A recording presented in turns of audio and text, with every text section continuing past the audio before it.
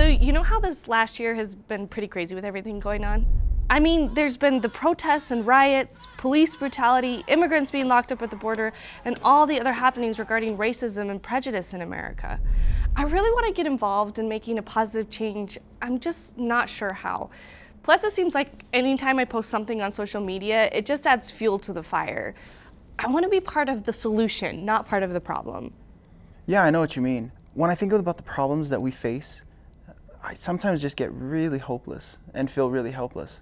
I mean, being kind and understanding is one thing, but in terms of combating racism, I feel like I should be doing more. I just am not sure where to start.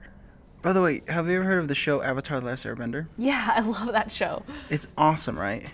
Actually, I was reading the other day about how the creators were really intentional about talking about problems like this.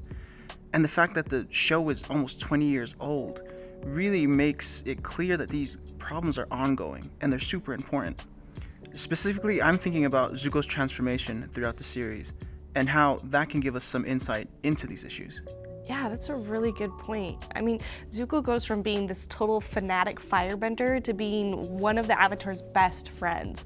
He does a total 180 on the way he treats people different than him. Maybe we can learn a thing or two from how he does it. I was right, Zuko.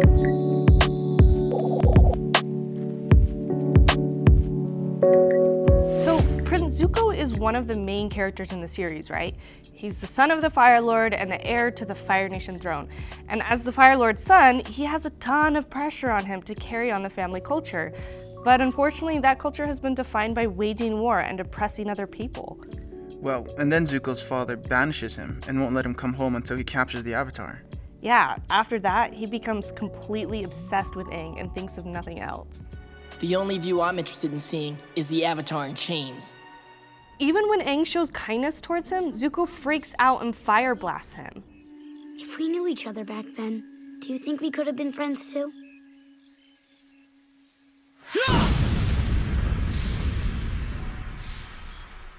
Honestly though, Zuko was pretty brainwashed as a kid. I mean, in season 3, when Aang goes to the Fire Nation school for a bit, they were teaching the kids all kinds of crazy stuff, like how the Air Nation had an army, which they didn't. That's true. You know, that kind of makes me think of something I learned once, that history is always written by the winners. So anything we learn in school is always going to be to put our own country in the best light possible, which wasn't any different with the Fire Nation schools. Growing up, we were taught that the Fire Nation was the greatest civilization in history. And somehow, the war was our way of sharing our greatness with the rest of the world. What an amazing lie that was. You know, it's interesting though, because searching for the Avatar all over the world actually turned out to be kind of a good thing for Zuko. He was exposed to all these other cultures and people outside of the carefully controlled Fire Nation. He eventually began to see them as real people, just like him. Yeah, I especially love the part when Uncle Iroh is teaching Zuko that awesome lightning redirection move, and he realizes that it's actually borrowed from the Water Tribe culture. I think he sees a bit of how he might learn valuable things from those different from him. Why are you telling me these things? It is important to draw wisdom from many different places. If we take it from only one place, it becomes rigid and stale. Understanding others, the other elements, and the other nations will help you become whole. It's kind of dumb though. After all that traveling and learning, Zuko goes right back to the Fire Nation. He falls right back into that oppressive culture and totally ignores how his nation might be hurting others. Yeah, I hate that part. We were finally starting to see a nice and kind Zuko. But maybe it was actually beneficial for him though, because when he's back in the Fire Nation, he finally starts to realize how toxic that culture was and that he's really not happy there. That's a really good thought. I think the key turning point for him in that realization is when he's with his friends at the beach and he realizes he's kind of the one to blame. No! Then who? Who are you angry at? Answer the question, Zuko. Talk to us! Come on, answer the question. Come on, answer it. I'm angry at myself!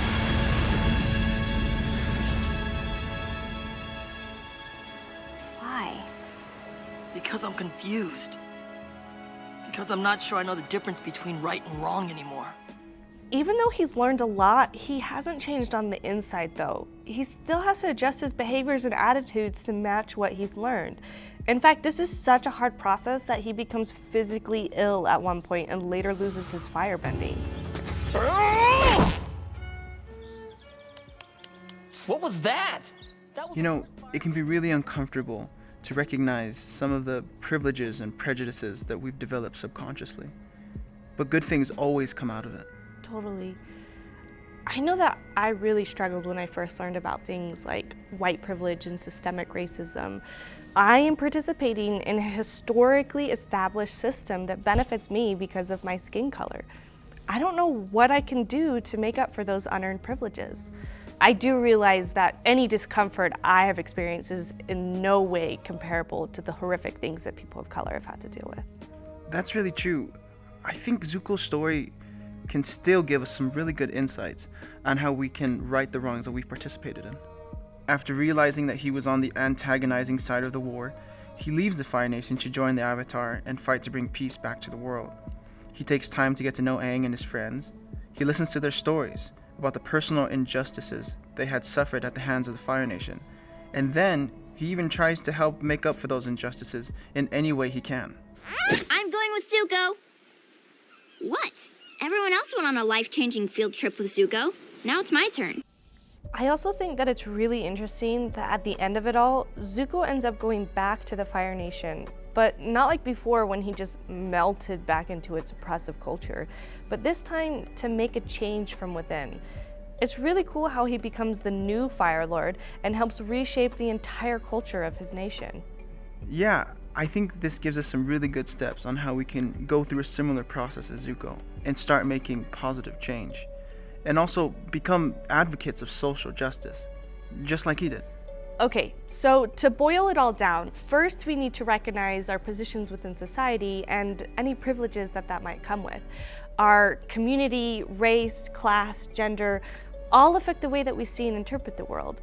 We need to recognize which groups have been historically privileged and whether or not we belong to those groups. Totally. And then we can start trying to learn as much as we can about those marginalized and silenced groups in our own communities. We can listen and learn as much as we can from those outside of our own culture. And then we can get involved. There are lots of ways within our communities that we can advocate for positive change. We can volunteer our time, our money, or even our voice. The key is to stop our silence. You know, I read about how other fans of Avatar: The Last Airbender have gotten involved in racial justice and equality movements too. You know that really bad live-action remake of Avatar?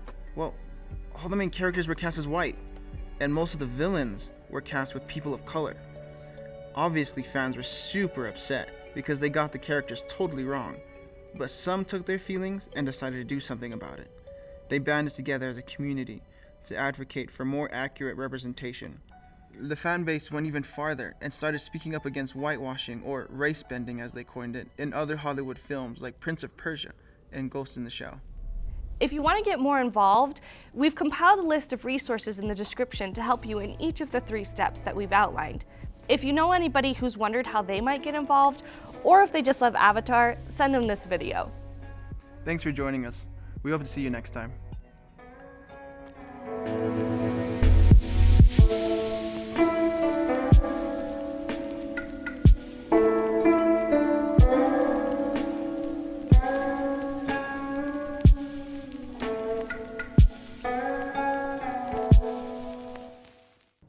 Oh, my cabbage.